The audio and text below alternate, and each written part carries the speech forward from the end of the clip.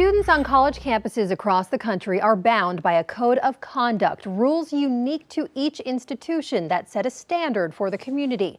WYFF News 4 Investigates found that new this fall, Clemson University's code now defines consent. We work to learn what the change means for survivors of sexual violence. How important is it to now have a definition of consent within the code of conduct? Yeah, I think the rationale for that piece was that a definitive definition provides us with continuity and consistency by way of the application. So there's no room, or there's little room, for interpretation. Dr. Chris Miller is the Dean of Students at Clemson University. He said in cases where sexual violence or harassment occurs, there is not room for ambiguity. The General Counsel for South Carolina's Coalition Against Domestic Violence and Sexual Assault agrees. Adding the definition of consent can be very instructive. Patricia Ravenhorst makes her living figuring out how to best represent survivors. Anytime you're implementing a particular law or provision, you have to know what the words mean. For Clemson students, that is now speech or conduct that displays a freely given, uncoerced agreement.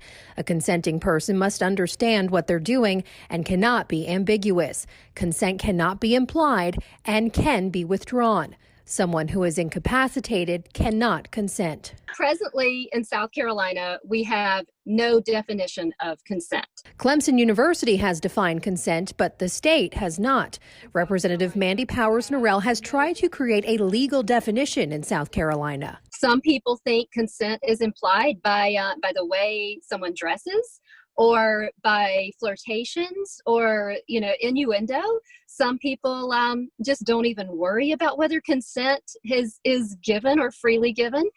Some people think that consent can be given by someone who is incapacitated. She thought her legislation to define consent would be debated and voted on this spring, but the global pandemic stalled the legislative calendar. Powers-Norrell plans to reintroduce the legislation in 2021 if she is reelected, with some changes. I want to change the bill I proposed to incorporate some of the language that Clemson used. Consent can be withdrawn after it's given, and that is something that I think we need to be clear of in our policies at universities and educational institutions, and also in our law. Reporting sexual assault and sexual violence, or just even sexual harassment, is one of the hardest things that anybody ever chooses to do. Advocates like Ravenhorst believe clearly defining consent is a step toward making that process easier. The Rape, Abuse, and Incest National Network, or RAINN, tracks consent laws across the country, and the network reports that South Carolina is one of 25 states without a specific definition for consent in its code of laws.